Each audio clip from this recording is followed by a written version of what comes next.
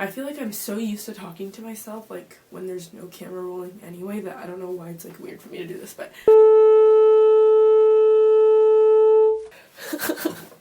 Hello, and welcome to my year in books, my favorite books of the year. I am a freshman in college, and I'm home for break, and I thought I'd do a video talking about my favorite books of the year. I picked 10 books. So for the 10 books I have, 6 of them are physical, and then the rest are on my phone. So I'm just going to talk about them alternating with phone and physical book. Also, I'd like to say that I don't have a concrete ranking because I was going through it in my head and I was like, honestly, I don't want to pick like my favorite book and I don't want to rank them. I just want to talk about them because like I didn't love them all equally, but like none of them are in the same league. For the most part, like I just want them to exist by themselves. Like I don't want them to be bogged down by a ranking. So this is in no particular order. I will say like literary fiction is my favorite genre, so like character-driven stories rather than plot, and I am a YA lover through and through, so there's a little bit of YA on this list, just so that you know and have a feel for like the kind of books I like to read. Let's actually start with a, oh, they're in my lap, they're falling. They're falling. Let's start with a non-physical book. And this was the most recent book I read that was my favorite, and that is Black Friend by Ziwe. Black Friend is a collection of essays by comedian, writer, polyglot, or wait, no, it's not polyglot, multi-hyphenate Ziwe Fumudo, who is one of my favorite comedians and writers who basically wrote this series of essays about what it's like to be a black creative and coming up as a black person in predominantly white spaces and grappling with that, as well as like grappling with racism, both in a 21st century context and like an academic context. She references a lot of 20th century, 21st century civil rights activists and writers, and I just really love the way that she weaves story and comedy and identity together. Like honestly, this book, I swear to God, I wrote in my Goodreads review that like if I was a book I'd be this one. And yeah, also I probably should have said this at the beginning, I read 31 books this year, and these are my 10 favorites, and if you want to see the other 21 books that I read, you can go and follow my Goodreads. I will put the link right here and also in the description. Okay, now for a physical book. I read this one I think in like May of this year. It's called I'll Give You the Sun. Hold on, like guys, I need a better way of like, it's called I'll Give You the Sun by Jandy Nelson. It starts at the end of the story after their mother has died and the siblings are kind of now estranged, and then we kind of follow the steps backward to figure out what happened that made their family kind of fall apart almost. And I just really love the way that this as a YA book kind of touched on like adult themes, if that makes sense, like not like explicit or anything like that or like mature, but like they kind of talked about death and love and like what we mean to each other and like the intricacies and nuances of sibling relationships, and I just loved what this book had to say. Next up, Long Story Short by Serena Kaler. Now this is a, I think, pretty recently released YA book about this girl, I forget her name, I don't even know the main character's name. Guys, I'm like not good at this, but trust me when I say these books are good. Hopefully, like as time goes on, I'll get better at like talking about books. Also, it's been a long time since I've read some of these, so. But basically, there's this girl, she's 18, she's been homeschooled her whole life, and she ends up getting into Oxford. And she wants her parents to let her go to Oxford, but they're not really sure that she'll be able to acclimate to the social scene and everything because she hasn't been around like people her age all throughout growing up. So her parents make her go to this Shakespearean theater camp and tell her that if she can make it through the camp, they will consider letting her go to Oxford. And so the entire book just like takes us through her time at the theater camp. She gets cast in a play, I forget which one. Honestly, I'm pretty good at doing these without spoilers because I literally don't remember the things that can be spoiled. But she also like meets this guy there, and there's enemies to lovers trope, but honestly I just love the way this YA book just talks about theater and, you know, finding your place, and it's just a romp. Like I don't think I loved it because it was very deep or anything, I just liked how it talked about like Shakespeare and theater in a way that felt very high school, you know, it wasn't so inaccessible, and it just like was about a group of like 18-year-olds liking acting and liking Shakespeare and like going to Ivies, and that's just something that I like, I'm sorry, that's just me. Next up we have, and I think like if I was ranking these, this would be in my top 3. This is Young Mungo by Douglas Stewart. Now, I picked up Shuggie Bain, which is also on this list, because of Dua Lipa's book club this year, and then I just love Shuggie Bain so much that I picked up Young Mungo literally the same week after I finished Shuggie Bain. So Young Mungo follows, what's his name? Mungo. Okay, I'm obviously not good at this. Follows Mungo, a teenager coming to terms with his sexuality in the housing projects of Scotland. I don't even have the words to describe how good this is. Like, I want to be more articulate so I can kind of do these synopses more justice in the future, but basically it follows him and the members of his family kind of finding their place and trying to do the best that they can with their circumstances. Mungo's mother is an alcoholic and their father isn't in the picture. So yeah, Mungo has 2 siblings and they're just trying to find their place in the world. And the beginning of this book is just so interesting. First, we're taken deep into the mind of Mungo, and then he returns home and we're introduced to the other characters in his life. And then eventually he meets, I think his name is James, the love interest, and I don't know, I don't even have the word. I'm so upset that I can't do a summary of this justice. I don't want to just read the back of the book, but On Earth We're Briefly Gorgeous by Ocean Vuong. I'm so late to the game. I read his poetry collection Time is a Mother last year, and I decided to pick up On Earth We're Briefly Gorgeous, and I absolutely loved it.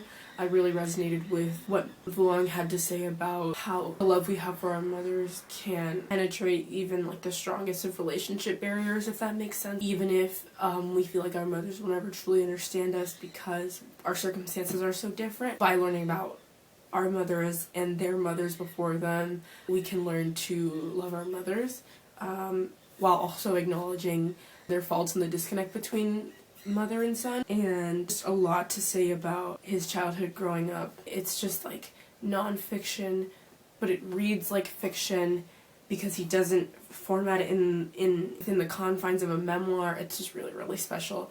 I cried. I loved it. Please read it.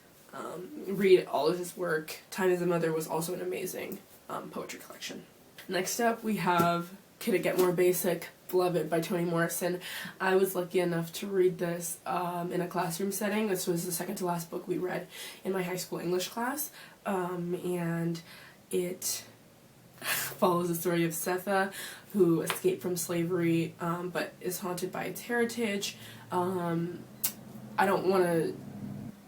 was gonna say I don't want to spoil it, but honestly, like, I feel like this is a very well-known story. Basically, Sethe killed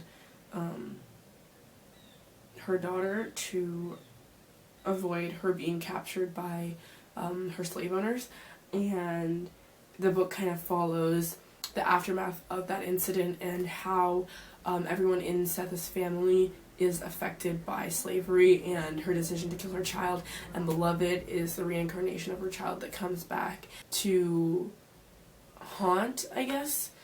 I don't like that word though, but I guess that's what they use in the book as well, to haunt Sethe and her family. And what this book does, it just defies everything that I thought I knew about what it means to like write prose.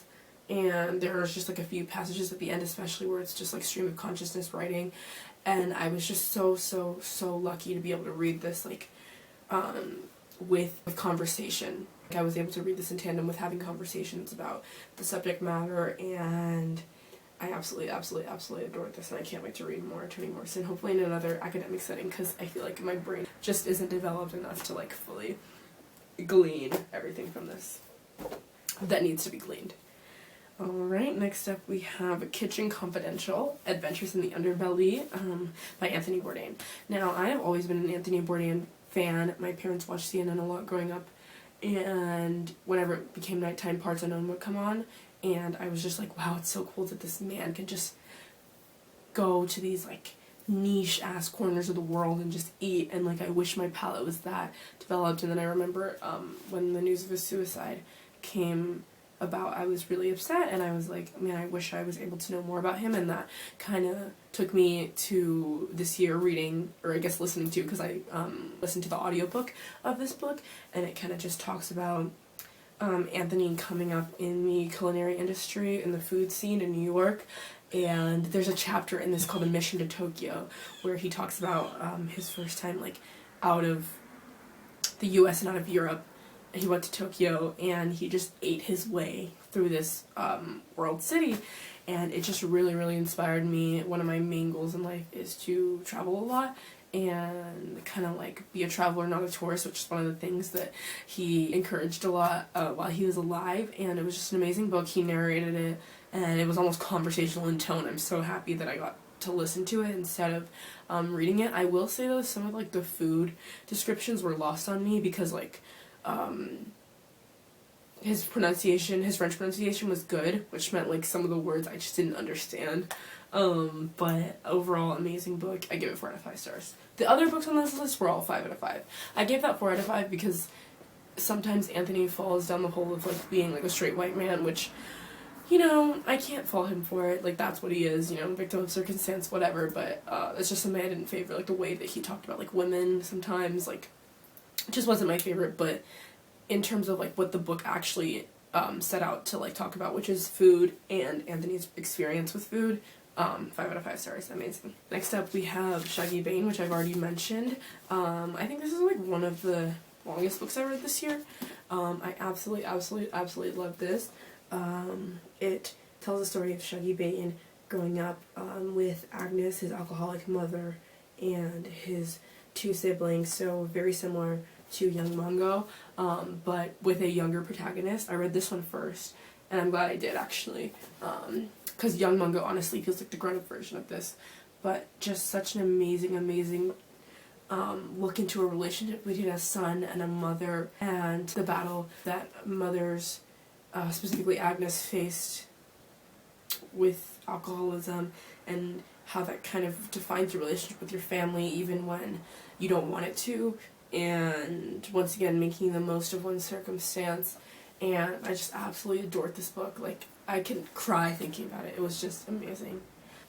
Okay, we have 2 books left. Coincidentally, I read these both during the summer, and I think books read during the summer honestly are always just better for me because I have more time to just devote to reading every single day, and so I don't feel like I'm ever taken out of the story of the characters, which is something I find happens a lot when I read books over a longer span of time, which is why I like to read shorter books during the school year. But anyway, unrelated. The second to last book is Girls in Pants by Anne Brasher. So I'm holding this the wrong way. This is the 3rd installment in the Sisterhood of the Traveling Pants series, and this is also YA. But I just, honestly, I don't even, this reads to me like Sally Rooney. Like, I don't know, maybe it's just like a me thing, but the way Anne Brasher talks about these girls and their final summer before college, which I was in my final summer before college reading it, and like all 4 of their unique singular experiences was so special to me. And she dealt with all 4 stories with like the utmost care, and it was just an amazing book. I have been reading this series for the past 3 years because I realized when I read the first book I was kind of aligned in age with the girls. I decided to wait a year between each book so I could be the same age as the protagonist every time I read another book. So I have 1 more book left, but this one was absolutely amazing. The 4 girls are all doing something different in their final summer before college. Don't ask me what they're doing. I probably will interject here and actually maybe summarize because I know what happened. I just always forget books and what happened in them as soon as I finish reading them, especially for me and my short-term memory. But it does make for good rereading of books though. But I will say, this book, amazing, my favorite in the series so far, 5 out of 5 stars. Definitely pick up the series. I think that this honestly is the bright spot in the series. I think this is where the author peaked, because the other 2 books I feel like had a lot of like fat phobia and very early 2000s problematicness in it that's missing from this, and I think it really is a testament to the author's maturing as a writer. So yeah, Girls in Pants. Last but not least, this is like, I feel like the most intellectual book I read this year, because I'm not really like concerned with like making myself smarter when I read. I read for fun. Next year I do want to read more like nonfiction and stuff like that that actually like exercises my brain, but up until now I really just read for entertainment. But all that aside, Milan Kundera, The Unbearable Lightness of Being. I read this book in like a week or so over the summer, and it deals with the relationship between two people, and it kind of goes into the mind of both the women and the man in the relationship. The man is a womanizer, and the woman is very much a one-man woman, if that makes sense, and it kind of details the relationship in the context of this idea of lightness or the fleetingness of life, and how we only have one life, so every decision we make is actually very important or is completely arbitrary because it only happens once. And both protagonists represent one side of this argument, and it kind of just goes through that. And honestly, I'm not even doing it justice, like I'm doing none of these books freaking justice, but just amazing, patient. I was talking to my friends every time I put it down to stop reading, like I was like, you have to read this book, like this is what happened in it, this is the concept that they're talking about, like it's just amazing. I've never heard of this before. So yeah, very, very good. Another 5 out of 5 stars. So to conclude, those are my top 10 books of 2023. I already have a list of books I want to read next year. They are bigger, so I'm already thinking of ways to like not get taken out of stories because it's taking me longer to read them, because honestly I feel like the best books are longer, if that makes sense. Like you have more time to sit with the characters, which I find makes a book feel so much more real than if it's like over in 200 pages.